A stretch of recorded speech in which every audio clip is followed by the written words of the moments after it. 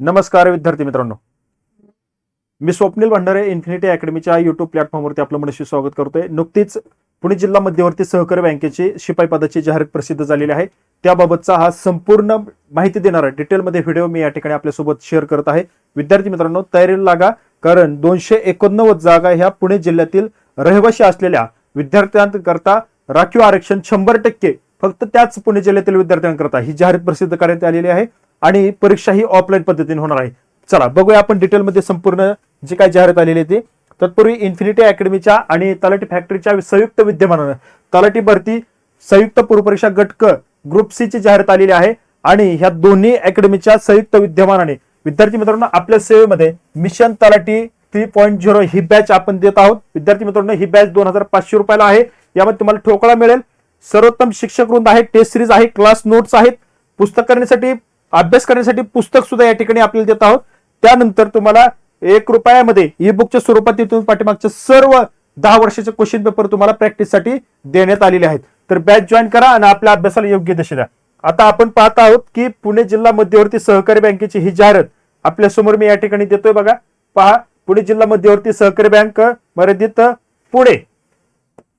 बघा, शिपाई पदाची सरळ सेवा भरती 2026 ची ही जाहिरात आहे। बघा, यामध्ये 289 जागा रिक्त पदे ऑफलाईन भरायची। कशा ऑफलाईन भरण्याकरता? कारण तसं GR आला होता, शासनाने सांगितलेलं की ऑफलाईन या ठिकाणी भरून घ्या। अर्ज करण्याची जी तारीख आहे ही 4 ऑगस्ट 2026 ते 10 ऑगस्ट 2026 या 6 दिवसामध्ये तुम्हाला अर्ज दाखल करून घ्यायचा। 7 दिवसाचा कालावधी आहे। ऑफलाईन परीक्षेचा दिनांक हा बँकेच्या संकेतस्थळावरती प्रसिद्ध करण्यात येईल। कागदपत्र पडताळणी व मुलाखतीचा दिनांक सुद्धा या संकेतस्थळावरती प्रसिद्ध करण्यात येणार आहे।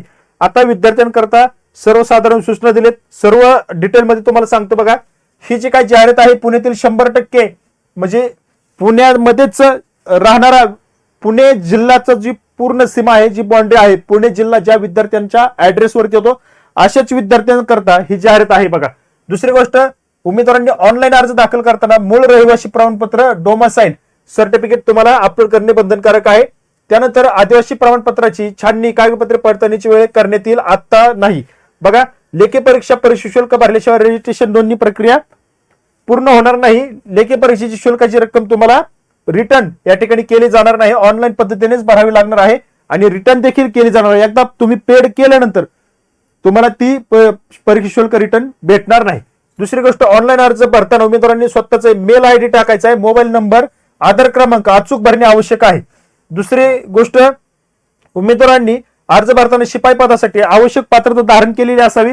जी काय पात्रता ती तुम्हाला पुढे जाऊन आता तुम्हाला लगेच सांगतो। बघा, पुढचं आपण या ठिकाणी पेज बघूया। सगळ्यात महत्वाचं, यामध्ये पात्रता त्यांनी दिलेली आहे, ती पात्रता या ठिकाणी बघा, लक्षात घ्या की पदसंख्या, वयोमर्यादा वगैरे सगळ्या गोष्टी या ठिकाणी आहेत। पदाचं नाव शिपाई आहे, पदसंख्या 289 आहे, वयोमर्यादा 18 ते 38 मधलाच विद्यार्थी या ठिकाणी अर्ज दाखल करू शकतो। किमान तुमची उच्च माध्यमिक म्हणजेच तुमची 12वी झालेली असावी किंवा समकक्ष शिक्षण असावं, म्हणजे 10वी नंतर 2 वर्षाचा डिप्लोमा जरी झालेला असेल, बघा, पदविका उत्तीर्ण असलेला विद्यार्थी देखील अर्ज दाखल करू शकतो। दुसरी गोष्ट, पुणे जिल्ह्यातील किमान 15 वर्षापासूनचा रहिवासी तो असावा, म्हणजे इथून पाठीमागे 15 वर्ष किमान तो पुण्यामध्येच राहत आहे, हे या ठिकाणी त्याला त्याची ही अर्थ या ठिकाणी त्यांनी ग्राह्य दिलेली आहे, कारण डोमासाईल तुम्हाला पुणे जिल्ह्याचं लागणार आहे। त्यानंतर वयोमर्यादा जी आहे, शैक्षणिक अर्थ वयोमर्यादा 1/8/2026 पर्यंत ग्राह्य धरले येईल, म्हणजे 1/8/2026 पासून पाठीमागे तुमचं कमीत कमी वय 18 असावं आणि जास्तीत जास्त 38 वर्ष वय असावं। बघा, त्यानंतर जर समजा बँकेत कंत्राटी तत्वावर नियुक्त जर असलेला कुणी एजन्सी मार्फत सलग एकाच संस्थेत 1/8/2026 अखेर सलग 3 वर्ष जर कामकाजाचा अनुभव जर असेल तर त्याला वयोमर्यादेमध्ये 43 वर्षापर्यंत शिथिलता देण्यात आलेली आहे। त्यानंतर पुणे जिल्ह्यातील मूळ रहिवासी असलेला समकक्ष प्राधिकरणाने दिलेलाच पुरावा त्या ठिकाणी बंधनकारक असणार आहे आणि सन 2018 नंतरचे आदिवासी प्रमाणपत्र या ठिकाणी तुम्हाला लागेल। बघा, त्यानंतर पुणे जिल्ह्याबाहेरील मूळ रहिवासी असलेल्या विहित महिला उमेदवारांच्या बाबतीमध्ये त्यांच्या पतीचे आता अर्ज दाखल करताना समजा एखादी मुलगी असेल, सातारची मुलगी समजा पुण्याला आली लग्न होऊन, आता ती रहिवासी कुठली झाली? पुणे जिल्ह्यातली झाली। मग त्यांच्यासाठी महत्वाची सूचना आहे, विवाहित महिलांच्या उमेदवारांच्या बाबतीत पतीचे पुणे जिल्ह्यातील मूळ आदिवासी प्रमाणपत्र समकक्ष प्राधिकरणाचा विवाह नोंदणी प्रमाणपत्र सादर करणे तुम्हाला बंधनकारक असणार आहे। बघा ही अडचण जरा येत असती विवाहित मुलींसाठी, त्याच्याबाबत क्लिअर करून घ्या. ही शिपाई पदाचे शारीरिक हालचालीचे कामकाज करण्याकरता शारीरिकदृष्ट्या सक्षम असणं गरजेचं आहे, कारण शिपाई पदाचं काम तसं या ठिकाणी असेल. शिपाई पदासाठी पदसंख्या कमी करण्याचा अधिकार बँकेने राखून ठेवलेला आहे. सदर बघा आता कमी करण्याचा अधिकार राखून ठेवला, पण वाढवण्याचा नाही, कमी व वाढ करण्याचा असं पाहिजे होता. कमी नका करू, आहेच भरपूर आहेत, म्हणजे आहे याच्यामधून कमी करू नका, तसे अजून जास्त काढायला पाहिजे होते. पण चला ठीक आहे, आली जाहिरात आपल्याला. कोणत्या कारणाशिवाय कोणत्या टप्प्यावर थांबवणे रद्द करण्याचा अधिकार बँकेकडे आहेत. उमेदवारास महाराष्ट्र नागरिक सेवा नियम 2005 नुसार सर्व नियम लहान कुटुंबाचे प्रमाणपत्र बंधनकारक असणार आहे. बँकेस कोणत्याही प्रकारचे समांतर आरक्षण लागू असणार नाही याची सर्वांनी नोंद घ्यायची. चला, परीक्षा शुल्क दिले त्यांनी. परीक्षा शुल्क या ठिकाणी बघून घ्या. 1650 रुपये परीक्षा शुल्क आहे, प्लस 18% जीएसटी व चार्ज सहित दिले. 1650 म्हणजे परीक्षा शुल्क आणि जीएसटी चार्जेस सहित सर्व्हिस चार्ज देखील यामध्ये त्यांनी समावेश केलेला आहे. 1650 रुपये तुम्हाला भरावे लागतील. आता त्यानंतर परीक्षा विधीन कालावधी पगार जो आहे तो या ठिकाणी प्रोबेशनरी पिरियड मध्ये तुम्हाला 12,000 रुपये पेमेंट असेल आणि दरमहा एकवट पगार देण्यात येईल. सदर उमेदवारास नेमणुकीनंतर बँकेच्या कर्मचारी स्थायी आदेशातील सुरुवातीला तुम्हाला त्यांनी प्रोबेशन पिरियड दिलेला आहे. प्रोबेशन पिरियड मध्ये तुम्हाला 12,000 पगार असेल आणि त्यानंतर तुमचा पेमेंट या ठिकाणी वाढवला जाईल.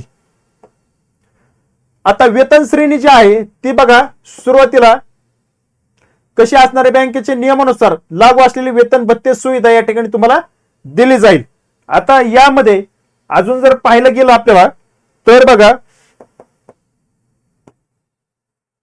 195, 10, 215, 12 या पद्धतीने आपल्याला ही वेतन श्रेणी वाढत गेलेली पाहायला मिळते. या पद्धतीने तुमची वेतन तुम्हाला त्या ठिकाणी मिळणार आहे. आता निवड आणि कार्यपद्धती ऑफलाईन पद्धतीने परीक्षा घेतली जाईल. ऑफलाईन पद्धतीने परीक्षा घेऊन तुमची निवड या ठिकाणी केली जाणार आहे. शिपाई पदाकरता 70 गुणांची तुमची परीक्षा या ठिकाणी घेतली जाईल. आता मग 70 गुणांची परीक्षा ही ऑफलाईन पद्धतीने होईल. ऑफलाईन पद्धतीने तुम्हाला OMR सीट या ठिकाणी भरायची आहे. इथं तुमचा नंबर आणि गोल गोल करायचे असतात बघा, ते तुम्हाला माहिती आहे ऑफलाईन पद्धतीने कशी असते. आता 70 गुणांची परीक्षा वस्तुनिष्ठ बहुपर्याय प्रकारची तुम्हाला असणार आहे. एका वाक्यामध्ये तुम्हाला प्रश्न येईल आणि 4 पर्याय असतील, पण त्यातला एक उत्तराचा पर्याय या ठिकाणी निवडायचा आहे आणि त्याला गोल करायचे. लेखी परीक्षेचे माध्यम हे फक्त मराठीत आहे, इंग्रजीमध्ये असणार नाही. फक्त मराठी भाषेमध्ये तुमचा पेपर या ठिकाणी घेतला जाणार आहे. 70 प्रश्नाचा समावेश राहील. प्रत्येक प्रश्नाशी 1 गुण असणार आहे. 75 मिनिटांचा कालावधी असेल. लक्षात ठेवा, 75 मिनिटांचा कालावधी असणार आहे आणि 70 प्रश्नांचा त्यामध्ये समावेश आहे.